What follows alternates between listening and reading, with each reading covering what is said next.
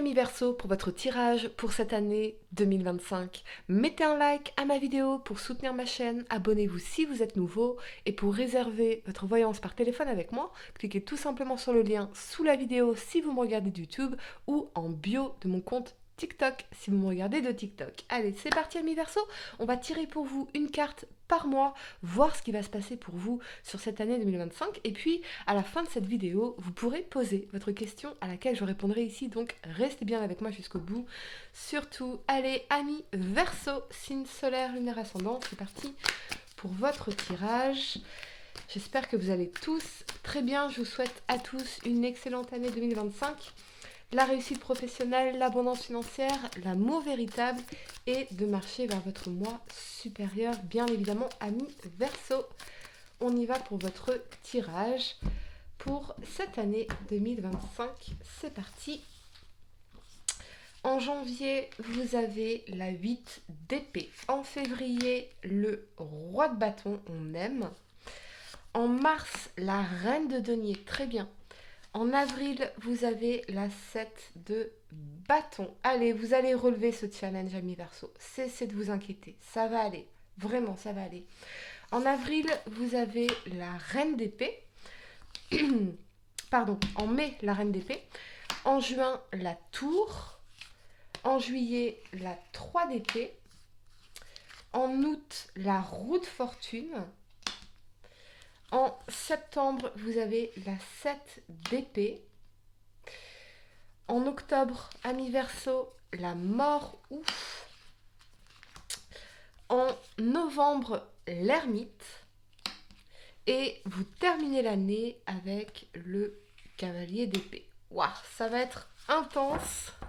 Le temps de ranger mes cartes, amis Verseau. Et on va entrer dans votre tirage. Allez, c'est parti. On y va. Je place mes cartes. Je vous demande juste un instant. Allez, c'est parti. Vous commencez l'année dans l'énergie de la 8 d'épée. Alors là, on est dans nos prisons mentales, dans nos enfermements, dans nos attachements.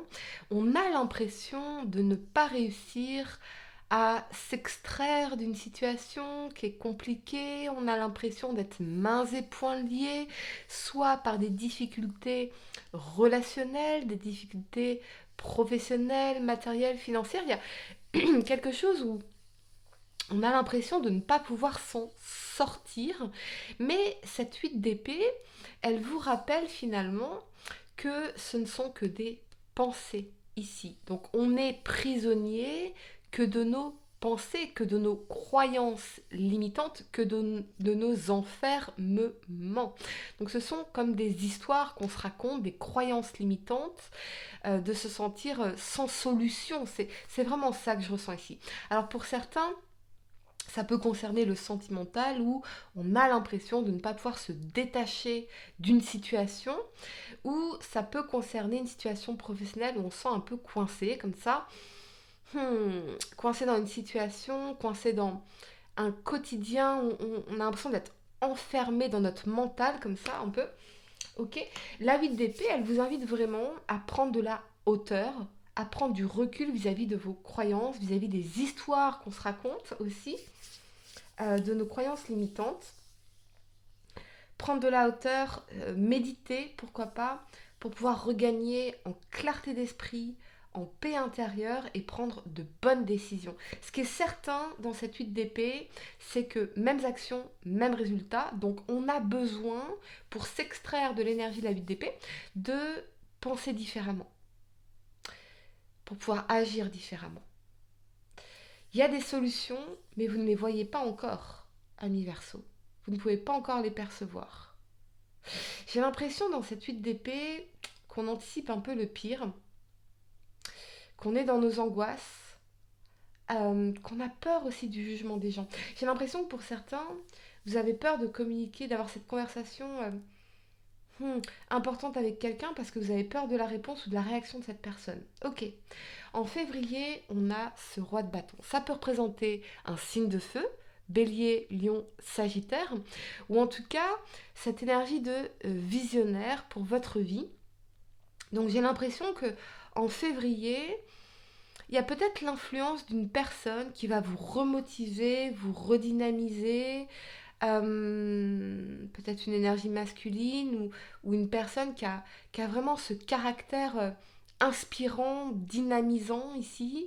Et je pense que hmm, cette personne, elle est là pour vous relancer, vous redonner confiance en vous, pour vous aider à recréer une vision pour votre avenir.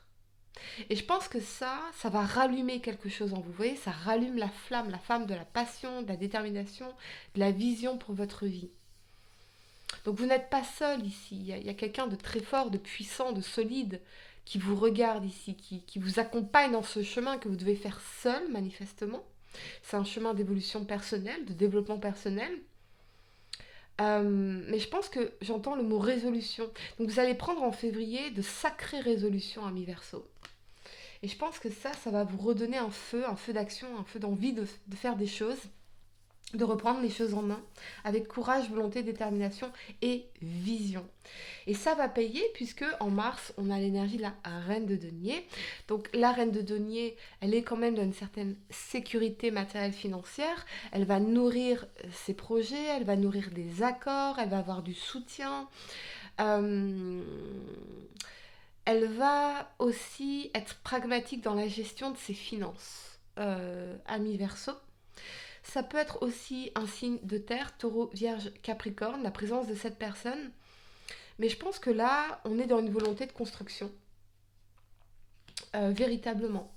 Il va se passer quelque chose en février qui va relancer chez vous cette envie de construire, de nourrir un projet d'avenir. Euh, de vous lancer dans quelque chose de pérenne, de long terme, de constructif. Vraiment.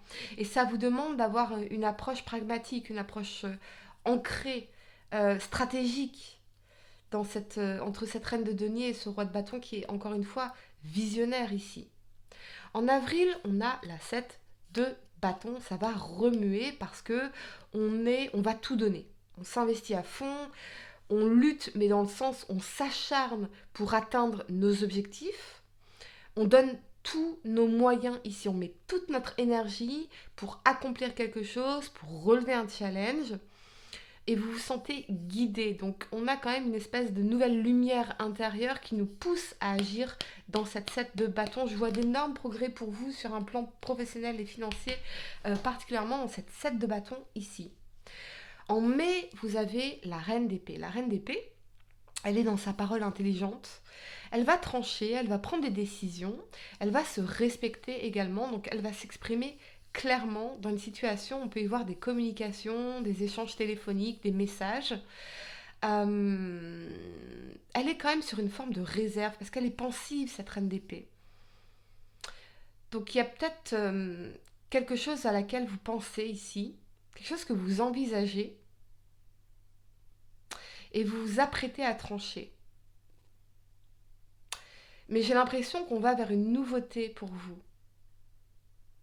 On a une envie de nouveauté, de vent frais ici. Ok. En juin, vous avez l'énergie de la tour. La tour s'écroule parce que les fondations ne sont pas stables, ne sont pas solides, ne sont pas saines. Donc, soit il y a un événement inattendu qui se produit ici sur ce mois de juin et qui vient un peu tout chambouler, tout remettre en question. Ça invite vraiment cette tour à des remises en question en profondeur. Vraiment. Pour pouvoir reconstruire sur des bases plus saines, plus solides ici. La tour, ça peut aussi représenter les crises passagères, une énergie de burn-out aussi, un besoin de changement. Donc moi, ce que je vois en juin, c'est un besoin de changement pour vous. Donc c'est une redirection. Quel que soit ce qui va se passer ici, c'est pour vous transformer, c'est pour vous faire reconstruire sur des bases beaucoup plus solides, beaucoup plus saines.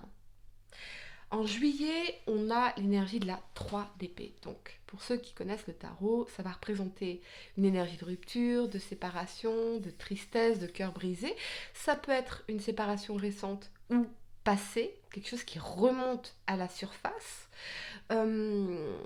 Ça peut être une déception sentimentale, comme une déception familiale, amicale, professionnelle ici. La douleur de la perte de quelque chose. On va clarifier cette énergie de la 3 d'épée pour vous, amis Verseau, pour ce mois de juillet. Et on a le valet d'épée. Ouh. Le valet d'épée, j'ai l'impression que soit vous, soit quelqu'un est en souffrance. Et il y a cette communication. Euh, Peut-être qu'on va recevoir un message qui va anéantir nos espoirs dans une situation. Ça peut être un message de rupture, ça peut être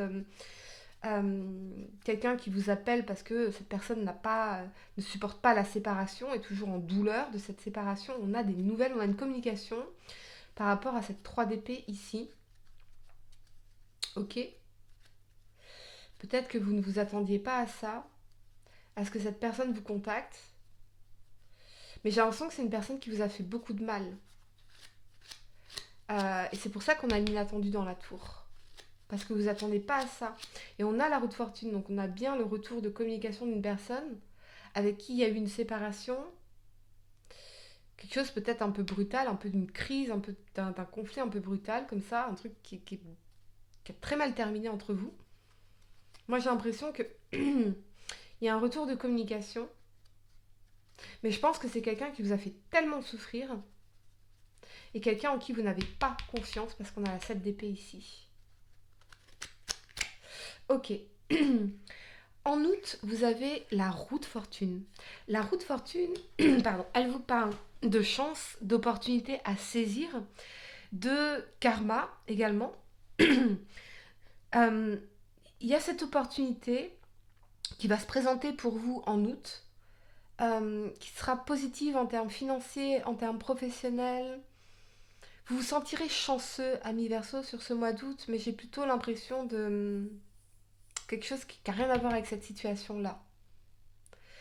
Parce que c'est comme si la vie vous dit ok, là il y a une souffrance, mais regarde tout ce qui va, tout ce qui va bien se passer ici pour toi en août.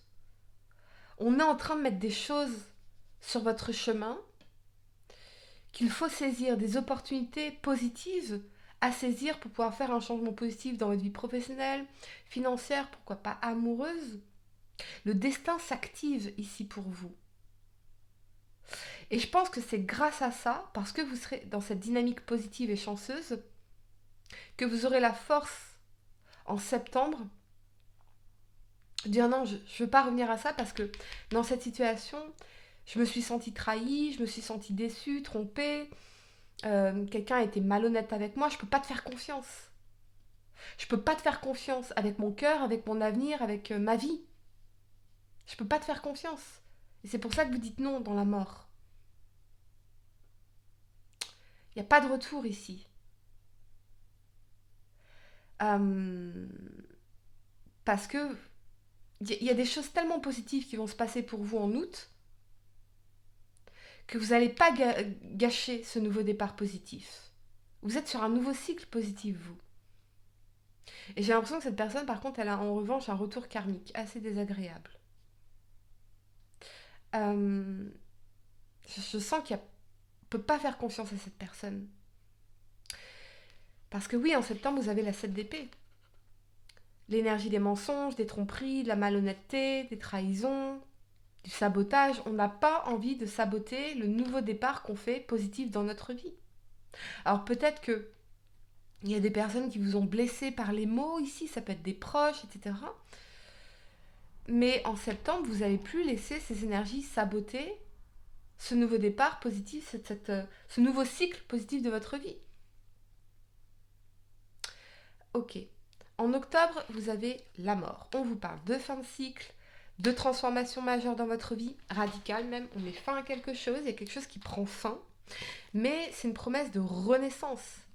Death and rebirth. Donc, renaissance ici.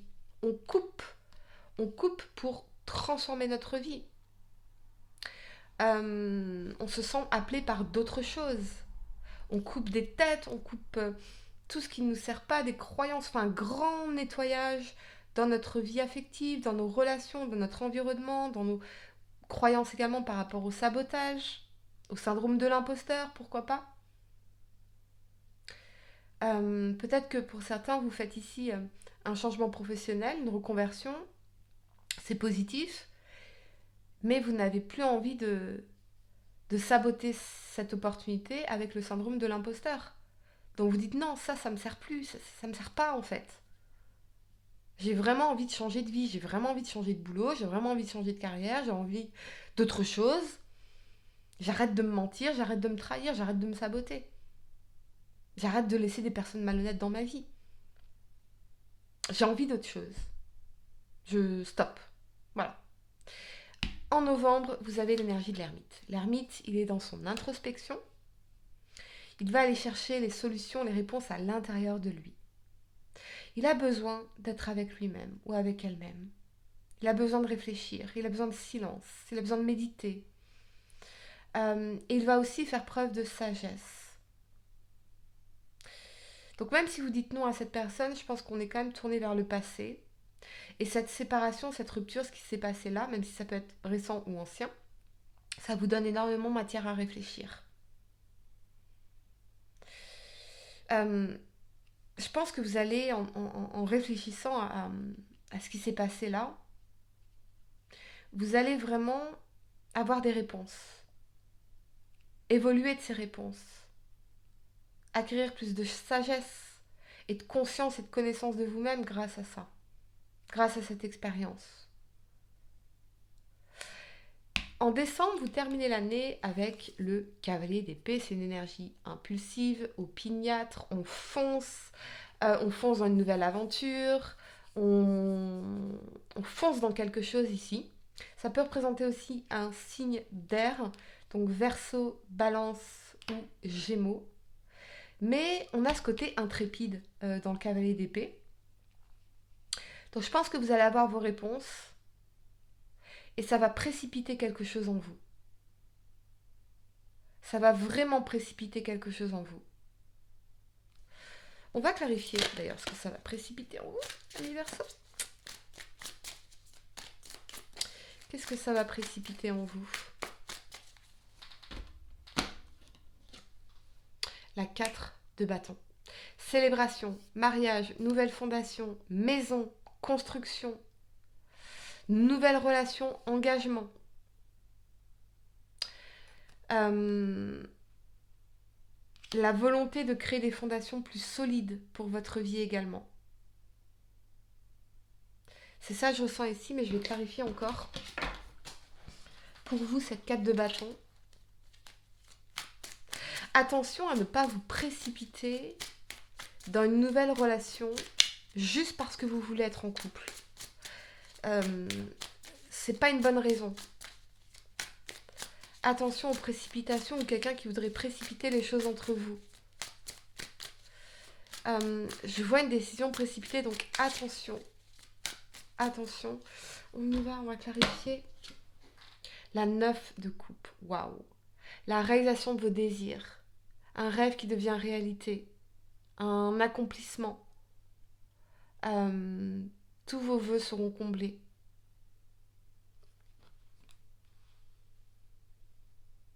Peut-être une magnifique rencontre en fin d'année. Mais avec le cavalier d'épée, effectivement, ça peut être très rapide. Ok, amis Verseau, je vais vous donner quelques secondes pour réfléchir à votre question. Essayez de poser une question spécifique, les amis, et voyons, amis Verseau, signe solaire, lunaire ascendant. La réponse, vous avez protection divine. Vous êtes protégés, les amis. Vous êtes protégés. Vraiment. Je pense que s'il y a une déception ici, dans quelques temps, vous vous rendrez compte pourquoi ça ne pouvait pas marcher, pourquoi ça ne devait pas marcher. Parce que ce que vous allez manifester en cette fin d'année, c'est exactement tout ce que vous avez toujours désiré. Exactement tout ce que vous avez toujours désiré. Voilà, amis Verseau, j'espère que cette guidance vous a aidé. Mettez un like à ma vidéo, abonnez-vous si vous êtes nouveau, dites-moi en commentaire si ça résonne avec vous. Et pour réserver votre voyance par téléphone avec moi, cliquez tout simplement sur le lien sous la vidéo si vous me regardez de YouTube ou en bio de mon compte TikTok si vous me regardez de TikTok. Moi je vous dis à très bientôt pour de nouvelles vidéos. Namasté.